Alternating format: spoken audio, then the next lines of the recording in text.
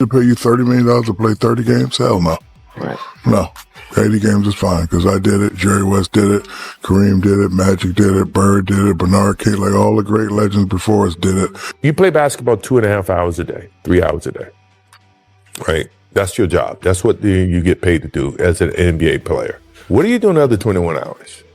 I mean, to me, that's when you should be preparing for. The basketball world exploded when Shaquille O'Neal delivered a brutally honest message that cut straight through modern NBA culture, and the timing made it even louder. Because while Shaq was publicly challenging today's stars to stop sitting out games and start embracing the grind that built the league, players like LeBron James and Kevin Durant were busy joking on podcasts about older generations and the legends who came before them. That contrast hit people hard. It started with a simple conversation about load management, the modern practice of resting players throughout the season to preserve their bodies for the playoffs. Shaq's response came instantly, direct, unfiltered, completely unapologetic. Why should somebody be making massive superstar money while only showing up for a fraction of the season? That question carried more weight coming from Shaq because it wasn't just criticism. It was frustration built from decades of seeing how much older generations sacrificed to elevate the league into what it is today, and then he started naming names. Jerry West playing through injuries that would sideline modern stars for weeks. Kareem Abdul-Jabbar enduring brutal seasons. Without advanced recovery technology, personalized recovery staffs, or modern sports science. Magic Johnson and Larry Bird battling each other relentlessly, night after night, helping transform the NBA into a global product while earning a fraction of the money modern stars now receive. That was Shaq's larger point. The luxury, money, fame, and billion-dollar business surrounding today's NBA didn't appear out of nowhere. It was built by generations of players who treated showing up every night like an obligation, not an option. And when Shaq compared that mentality to today's era of scheduled rest, missed games, and carefully managed workloads, his comments immediately struck a nerve across the league. One time he played for Chicago, he said, if you expect to play a long time in this league, you better quit mopping up the floor. And I thought, well, he's crazy because that's what basketball's all about. Bird takes it away from Wilkins, goes to the floor and gets it up ahead. We come to practice, he's on one leg. Like he was hurt the second year, he was on one leg the whole year and played 82 games. Wow. And so he practiced every day and he played every game on one leg. And so he's like, man, MJ, why don't you just sit up? How can I be the leader of the team and sit out and y'all going through all the credit? I gotta be there. I twist my ankle and I had a teammate, David Greenwood. He says, you twist your ankle, young fella, come over and sit with me. This is, you need to. I said, no, man, I'm trying to make a name for myself. There's no way I can sit. I need to get out there and show what I'm capable of. I want to play. I want to win. I want to make an impact. It might not be in the team's best interest, in your best interest to play all 82. Is that something you've thought about at all since you made the goal? Maybe that's a goal, but we'll see. I'm available to go and be in the. Shaquille O'Neal made his stance completely clear to him. The modern complaints about the NBA schedule simply do not hold up. When he was asked whether the season might be too demanding, Shaq didn't hesitate for a second. If the legends from previous eras survived it, then today's stars have no excuse complaining about it while making more money than players in past generations could even imagine. That was the heart of his message. Stop acting like playing basketball for generational wealth is some unbearable burden. Because the players who built this league endured conditions modern stars would never accept. Older generations dealt with brutal travel schedules, cramped commercial flights, limited recovery options, basic medical treatment, and salaries that looked tiny compared to today's contracts. Yet they still showed up every single night, no public complaining, no carefully managed absences, no constant discussions about rest schedules or preserving energy. Guys like Jerry West, Kareem Abdul-Jabbar, Magic Johnson, and Larry Bird treated availability as part of the job itself. That mentality is what Shaq believes has disappeared from parts of today's NBA culture, and that's why his comments landed so hard.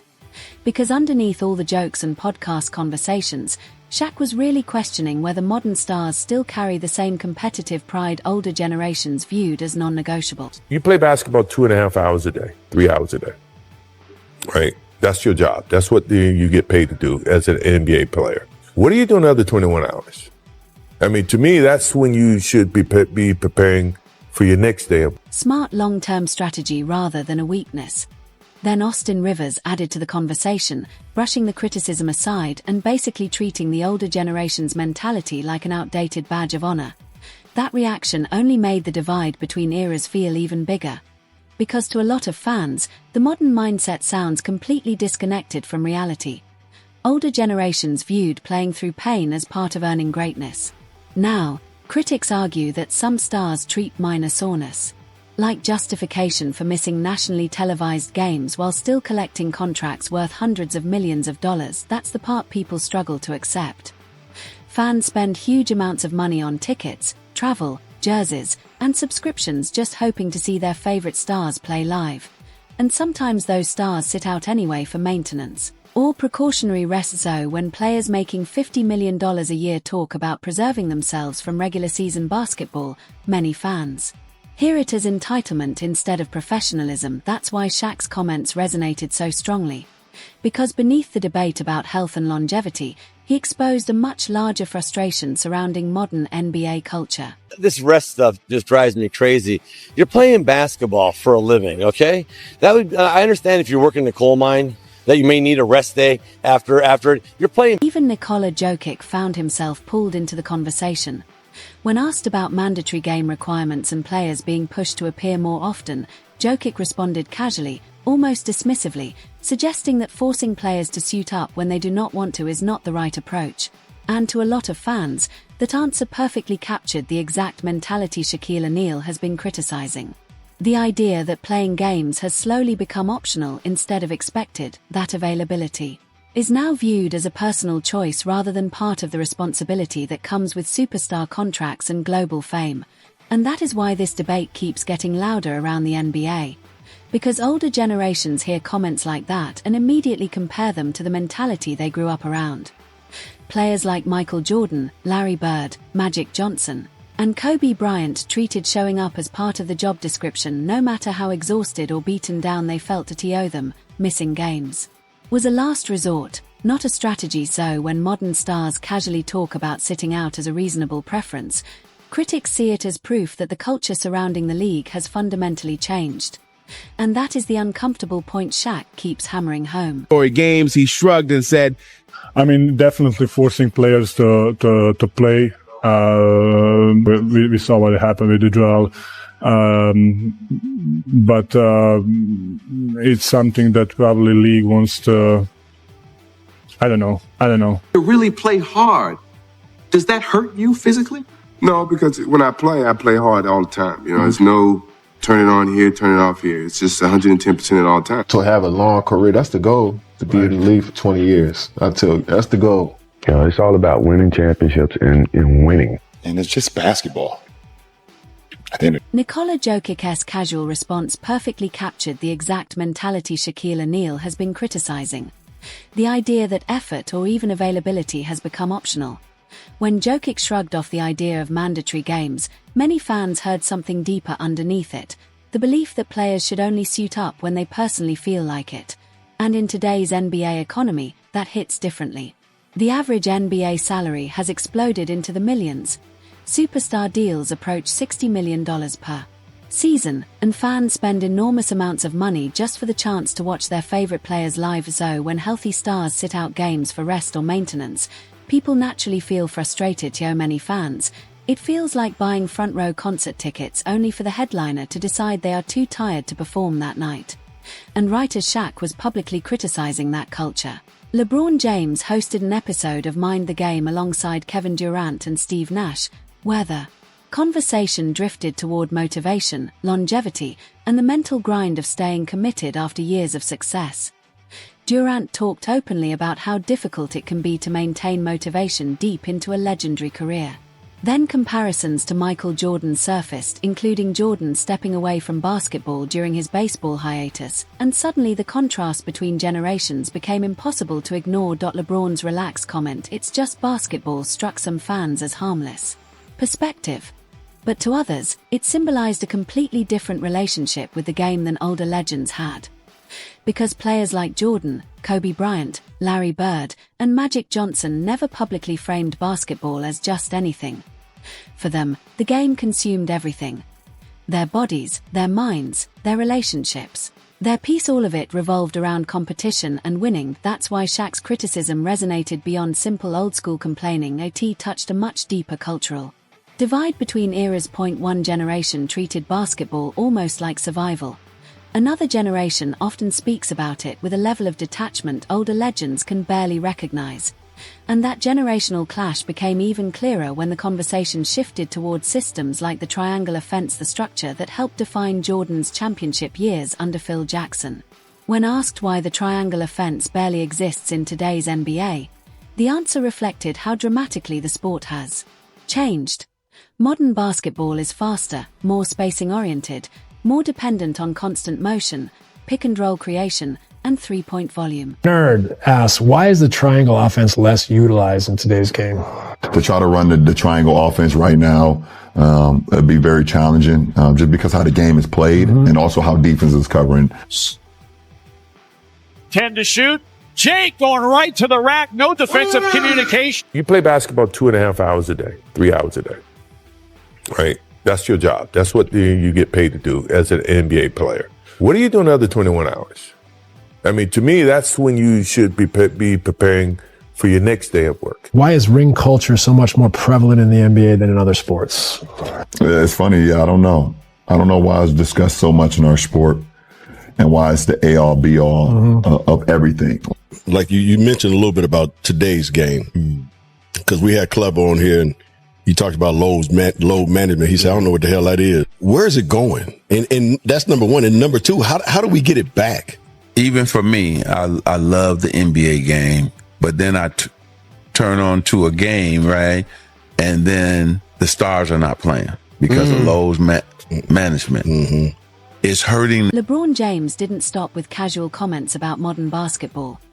The conversation eventually shifted directly toward Michael Jordan and the systems that defined his era, especially the legendary triangle offense. LeBron argued that trying to fully run the triangle in today's NBA would be extremely difficult because the modern game is faster, more complex, and built around completely different spacing principles. And to many fans, that sounded like more than just basketball analysis. It sounded like a subtle challenge to Jordan's era itself. The implication was clear: today's players face more advanced defensive schemes, smarter athletes, and more complicated offensive responsibilities than previous generations ever did. That's where the backlash really exploded. Because critics felt the conversation stopped being about evolution and started becoming revisionist history. Instead of simply acknowledging how basketball changes over time, people believed LeBron was reshaping the standards of greatness in ways that naturally favored his own career. The debate slowly shifted away from pure dominance and winning toward longevity, statistical accumulation, and sustained relevance over decades. And that shift matters because it moves the GOAT conversation onto ground where LeBron has clear advantages: longevity, all-time scoring totals, career records, decades of elite production. Meanwhile, Jordan's case has always centered around something different: absolute peak dominance. 0.6 championships, 0.6 finals wins, 0.0 finals losses, a level of fear and control many older players still describe as unmatched. That's why critics reacted so strongly to LeBron's comments. It felt like the definition of greatness itself was being adjusted in real time, not around who dominated the hardest, but around whichever criteria best supported the modern argument. And that's the deeper tension underneath this entire generation debate. Older fans often value peak dominance, championships, and killer instinct above everything else. Modern discussions increasingly emphasize longevity, versatility, and statistical endurance. Though when LeBron discusses how the game evolved beyond systems like the triangle offense, many people don't hear simple basketball strategy. That an NBA player could make $1 million. And now these guys are so lucky and blessed, and they can't play basketball 3 or 4 days a week. And I know they hide behind all the analytical bullshit from their agents and people like that. What they're really trying to do is extend their career. The way the money's been and going, depending on who you are, you're going to be able to make another $50, $70, $100 million and probably more going forward if you can extend your career. Larry Bird once told a story that perfectly captures the difference between basketball generations. Veteran big man Artis Gilmore tried giving him advice early in his career: if you want to survive a long time in this league, stop diving for every loose ball. Bird looked at him like the idea made no sense. Because to Bird, chasing every loose ball was the game, that was the job, the hustle, the sacrifice, the willingness to throw your body across the floor for one extra possession. That mentality defined players from that era. They weren't thinking about preserving themselves for year 20 or protecting their long-term mileage. They played with the belief that every night demanded everything they had. That's why Bird's body broke down so quickly after only 13 seasons. And it's why Michael Jordan approached basketball with the exact same obsession during his prime years. Those players burned themselves out chasing championships, not extending careers. Winning came first. Comfort came last. That's why today's conversations about load management create such a huge generational divide, because when LeBron James was asked whether playing all 82 games was realistic, his response sounded cautious and measured, saying it was a goal, but something they would see about over the course of the season. To modern players, that sounds reasonable. To older generations, it sounds foreign. Jordan viewed basketball completely differently. He famously talked about the NBA as a privilege, not an inconvenience. In his mind, millions of people worked exhausting jobs every day and would gladly trade places with an NBA superstar for even one night. So when fans paid money to see him play, Jordan believed they deserved maximum effort every single game. He often talked about the kid sitting in the upper deck who might only get one chance in his entire life to watch him live. That fan mattered to him. And that mentality is exactly what older legends believe is disappearing from parts of today's NBA culture: the obsession with availability, the pride in showing up.